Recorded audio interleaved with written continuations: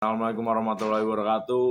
Nama saya Izrin Qurtubi. Di sini saya akan membawakan berita tentang bencana Sumatera yang kemarin sempat viral di sosial media. Dalam beberapa hari terakhir, berbagai wilayah di Pulau Sumatera dilanda bencana besar berupa banjir bandang, tanah longsor, serta cuaca ekstrim. Provinsi yang paling terdampak adalah Sumatera Utara, Sumatera Barat, dan Aceh. Curah hujan yang sangat tinggi menyebabkan tinggi meluap, jalan terputus, dan banyak pemukiman terendam. Bencana ini menimbulkan ratusan korban jiwa, puluhan orangnya masih dinyatakan hilang, serta ribuan warga terpaksa mengungsi. Infrastruktur seperti jembatan, sekolah, dan fasilitas umum mengalami kerusakan berat. Pemerintah bersama BNPB, BPBD, TNI, dan relawan telah melakukan evakuasi, membuka akses jalan, mendirikan tenda darurat, dan menyalurkan bantuan logistik. Meski begitu, kondisi di lapangan masih sulit karena beberapa daerah terisolasi dan cuaca belum membaik.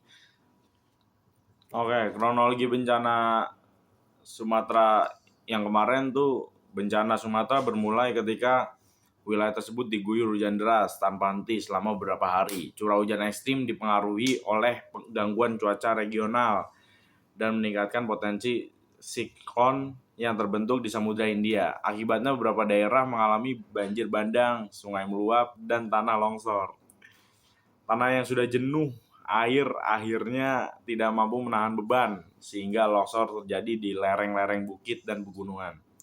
Di beberapa wilayah, banjir tiba dengan sangat cepat, membawa lumpur, material kayu, hingga merusak rumah-rumah warga. Bencana ini berdampak paling besar di Sumatera Utara, Sumatera Barat, dan Aceh, yang menggunakan daerah dengan kontur tanah berbukit dan rawan gerakan tanah saat musim hujan.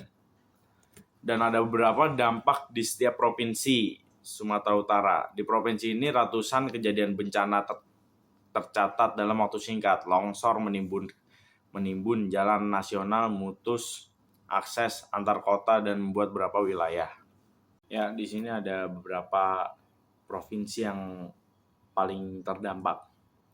Yang pertama ada Sumatera Utara. Di provinsi ini ratusan kejadian bencana tercatat dalam waktu yang singkat. Longsor menimbun jalan nasional, memutus akses jalan yang membuat beberapa wilayah terisolasi. Dan yang kedua ada Sumatera Barat. Sumbar menjadi salah satu wilayah yang mengalami kerusakan parah. Banjir merendam wilayah pemukiman, fasilitas umum, sekolah, serta area pertanian. Yang ketiga ada Aceh. Di Aceh banyak desa terdampak banjir bandang. Air masuk rumah-rumah dengan cepat, memaksa warga untuk menyelamatkan diri ke pengungsian. Dan ada juga kondisi warga dan tantangan evakuasinya. Kondisi para pengungsi menjadi prihatin, utama banyak warga harus tinggal di tenda darurat dengan fasilitas terbatas. Kebutuhan dasar seperti makanan, air bersih, pakaian, dan obat-obatan sangat mendesak. Evakuasi tidak mudah dilakukan karena akses jalan banyak yang tutup longsor dan jembatan putus.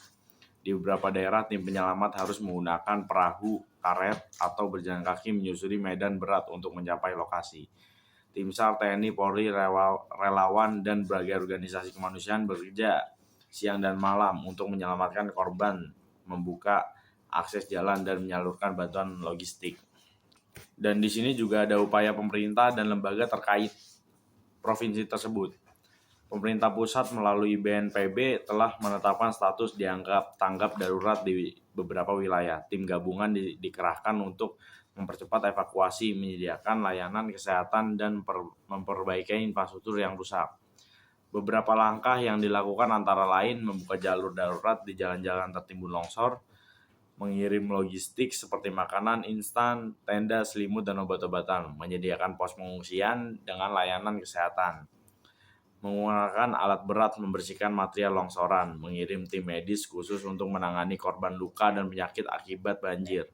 Pemerintah daerah juga bekerja dengan relawan dan masyarakat setempat untuk mempercepat distribusi bantuan dan pendataan korban.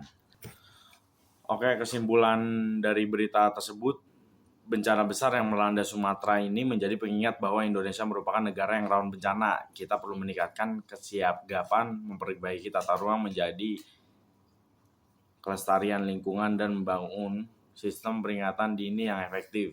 Wassalamualaikum warahmatullahi wabarakatuh. Terima kasih.